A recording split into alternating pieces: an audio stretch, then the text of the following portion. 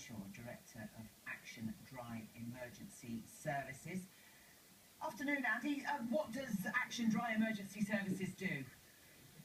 Action Dry are an emergency response damage mitigation company.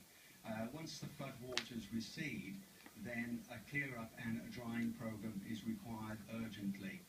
Speed is the absolute essence. It's no good waiting 4 or 5 weeks for someone to come along and then offer advice and a means to recovery, because secondary damage will already started to have taken effect.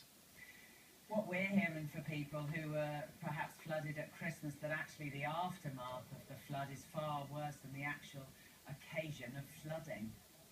Lorna, I've been saying this for many, many years. I've been voicing concern that no matter how much is spent on defence and resilience, it won't stop flooding, and it's certainly evidenced by the current events. I see the government offering £5,000 grants for helping people make their homes flood resilient. The big issue, and what is being overlooked, is the initial recovery period where people really do need help. The government should have some sort of resources ready to help these poor people who've been seriously flooded. One thing that people are really concerned about, Andy, and I'm sure you talk about it a lot with your customers, is the contamination, is the fact that this water in their homes is so dirty. Well, of course it's dirty and it brings in unwanted contaminants. There are perhaps arguments that it may not be as dirty as you may think, but it's still dirty and you still want to avoid really getting into contact with it. Several years ago, when the Midlands flooded, we undertook a survey of about 150 properties, and surprisingly 4 out of 5 people suggested that they had a negative health impact from coming into contact with flood water. So that's a very, very high number. You're a private company. Are you used at all by insurance companies, or is it purely down to an individual? Well, we're not. We are used by some loss adjusting groups. What we tend to find with the insurers is they use a preferred supplier network.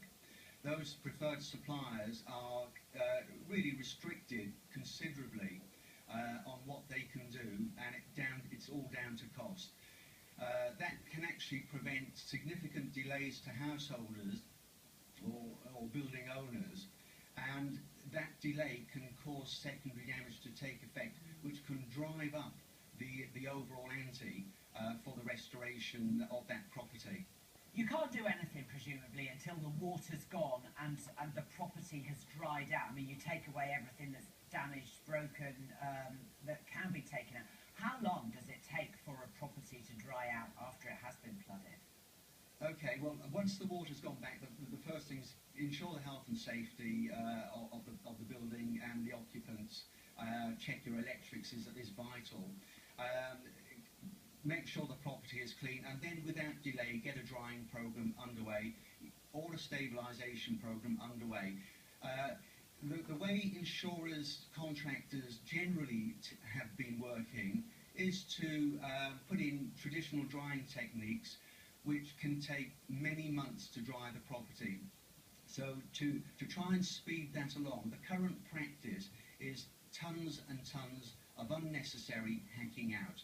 But because of the equipment that's being used, it does mean that they have to look to any means, and that is currently stripping out en masse to get that property dry quicker. But it's still taking upwards of 3 to 6 months to get properties dry using traditional techniques. There are more modern heat drying techniques which are available, which can be hired from hired companies such as Supply UK. They are available if you ask the damage management contractors or tell them that you want those specialist drying systems put in your property. Okay, very interesting. In doing that, Lorna, you can have a property dry in about 2 to 3 weeks. Andy, I suspect you're going to be a busy man. Andy Habbershaw, thank you very much for talking to us on Sky News. Thank you. My pleasure.